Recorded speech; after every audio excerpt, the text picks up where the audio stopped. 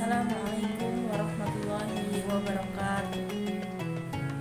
Innalhamdalillah nahmaduhu wa nasta'inuhu wa nastaghfiruh wa na'udzu billahi min shururi anfusina wa min sayyiati a'malina. May yahdihillahu fala mudilla lahu wa may yudlil fala hadiya lahu. Asyhadu an la ilaha illallah wahdahu la syarika lahu wa asyhadu anna Muhammadan abduhu wa rasuluhu la nabiyya wa la rasula ba'dahu. Amma ba'd. Pertama-tama dan yang paling utama, marilah kita panjatkan puji dan syukur atas kehadirat rahmat Allah yang Maha Kuasa yang telah memberikan rahmat serta hidayahnya kepada kita semua sehingga kita dapat menghadiri kajian pada hari ini dengan tiada halangan suatu apapun. Selawat serta salam semoga tetap tercurahkan kepada junjungan kita Nabi Agung Muhammad SAW yang telah kita nantikan syafaatnya di yaumul akhir. Di sini izinkanlah saya Fadilan Salsabila dari mahasiswi Universitas Ahmad Dahlan yang akan menyampaikan ceramah dengan tema tips and trick menjadi mantu idaman orang tua. Insya Allah Anda sepakat dengan saya bahwa saat ikatan suci pernikahan terajut, maka itu bukan hanya ikatan antara dua anak manusia lain jenis saja, tetapi lebih dari itu adalah ikatan dua keluarga, bahkan bisa jadi keluarga besarnya. Ikatan pernikahan seorang suami dengan istri akan menimbulkan ikatan suami istri dengan mertuanya masing-masing, juga ikatan antara mertua dengan orang tuanya yang biasanya diistilahkan kalangan masyarakat kita dengan hubungan besan. Akhirnya dalam dunia pernikahan terjadilah hubungan lanjutan keluarga yang beragam, yaitu diantaranya yang pertama yaitu hubungan suami istri dengan orang tuanya masing-masing, atau hubungan ini sudah tergabung lama sejak dari lahir ke alam dunia ini sampai meninggal dunia, tidak bisa dipisahkan oleh apapun. Yang kedua, hubungan suami dengan istrinya. Yang ketiga, hubungan suami istri dengan mertuanya masing-masing. Dan yang terakhir yaitu hubungan orang tua dengan mertua atau besan. Nah, insya Allah kali ini marilah bersama-sama kita telaah hubungan suami istri dengan mertua dalam tinjauan syar'i yang agung. Pertama yaitu mertua dan orang tua tak sama tapi serupa. Tidak bisa dipungkiri bahwa mertua memang bukanlah orang tua kita, karena orang tua atau bapak dan ibu dalam istilah syar'i hanyalah berlaku untuk bapak ibu kandung kita. Nah, para ulama menjelaskan bahwa bapak adalah laki-laki yang menjadi sebab seseorang terlahir ke dunia secara syar'i, baik secara langsung maupun tidak langsung. Dan ibu adalah wanita yang melahirkan kita dan wanita yang melahirkan ibu kita.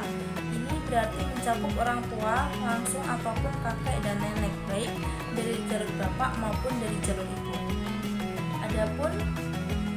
Adapun bapak angkat, maka dia bukan bapak secara syar'i, sebagaimana anak angkat juga bukan merupakan anak syar'i bapak tersebut. Hal ini berdasarkan firman Allah Ta'ala yang artinya, dan Allah tidak menjadikan anak-anak angkatmu sebagai anak kandungmu, yang terkandung dalam Quran surat Al-Ahzab ayat ke-4. Dan ayat ini dilanjutkan dengan firman-Nya, panggillah mereka atau anak-anak angkat itu dengan memakai nama bapak-bapak mereka. Itulah yang lebih adil di sisi Allah Subhanahu wa Ta'ala. Jika kamu tidak mengetahui bapak-bapak mereka, maka panggillah mereka sebagai saudara-saudara seagamamu dan maulanamu. Quran surat Al-Ahzab ayat ke-5. Imam Al-Qurtubi berkata, seluruh ulama tafsir sepakat bahwa ayat ini turun berkenaan dengan Zaid bin Harisah radhiyallahu anhu. Para imam hadis telah meriwayatkan dari Ibnu Umar, beliau berkata, dulu tidaklah kami memanggil Zaid bin Harisah kecuali dengan Zaid bin Muhammad, sehingga turun firman Allah Ta'ala, panggillah mereka atau anak-anak angkat itu dengan memakai nama bapak-bapak mereka. Al-Jami' li Ahkamil Al-Quran 14/79. Demikian juga bapak persusuan, ibu persusuan, bapak tiri dan ibu tiri. Dan termasuk dalam pembahasan ini adalah mertua kita. Ini perlu penulis atau perlu dipertegas di depan karena sebagian kalangan membawa ayat-ayat yang mewajibkan bakti kepada orang tua semuanya, baik orang tua kandung, mertua, orang tua angkat, orang tua asuh atau yang lainnya. Namun apakah berarti tidak ada kewajiban berbakti kepada mereka semua? Jawabannya jelas kita harus berbakti, wajib berbakti kepada mereka semua, karena mereka semua adalah orang-orang yang telah banyak berbuat baik kepada kita. Jika Rasulullah SAW memerintahkan kita untuk membalas kebaikan seseorang meskipun hanya memberikan sebuah hadiah, lalu bagaimana dengan orang yang mencurahkan tenaganya, kemampuannya dalam berbuat baik kepada kita, seperti orang tua asuh kita, orang tua angkat kita, atau yang lainnya? Tapi tetap kita katakan bahwa berbuat baik itu bukan atas nama mereka sebagai orang tua kandung kita. Demikian juga dengan mertua, wajib berbuat baik dan berbakti kepada mereka, bukan karena mereka sebagai orang tua kita, tetapi mereka adalah orang tua dari istri atau suami kita.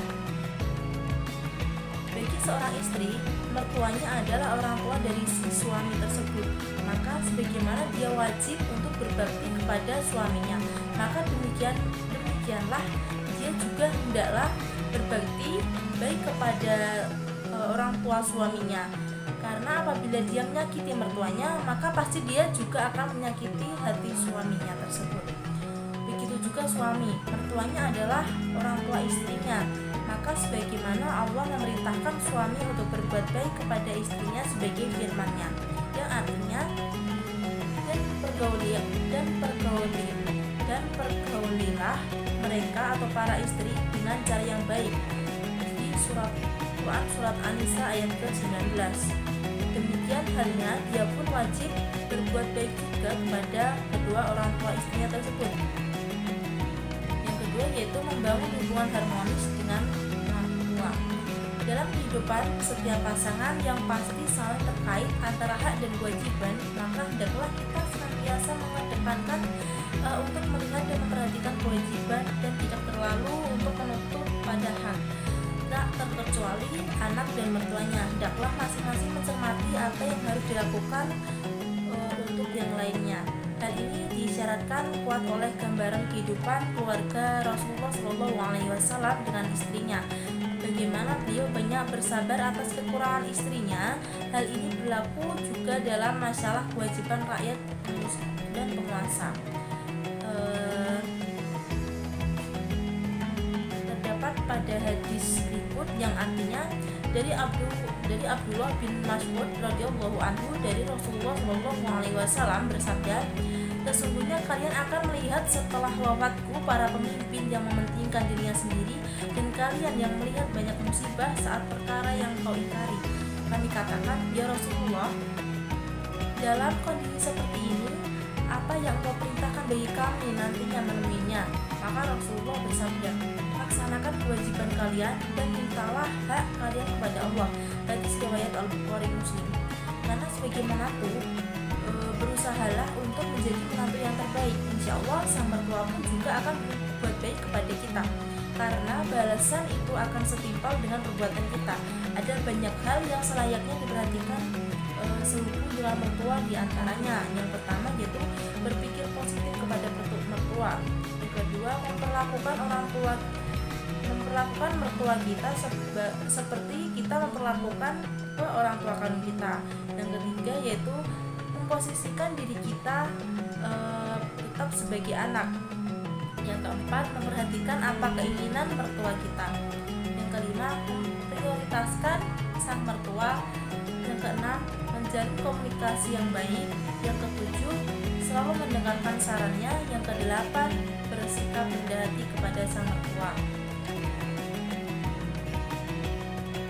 Semoga Allah Ta'ala menjadikan keluarga kita menjadi keluarga yang sakinah dan penuh dengan cinta kasih, serta menjadi keluarga yang dapat menjalin hubungan baik dengan siapapun, terutama dengan orang tua kita sendiri dan mertua kita sendiri. Amin amin ya rabbal alamin. Sekian ceramah yang dapat saya sampaikan. Ada kurang dalamnya saya mohon maaf. Batu penanda batu nisan, tanda nama harus dikesan. Waalaikumsalam telah terucapkan. Semoga ceramah saya memberikan keberkahan. Sekian dari saya. Nun wal qalami wa ma yasturun. Fastabiqul khairat. Wassalamualaikum warahmatullahi wabarakatuh.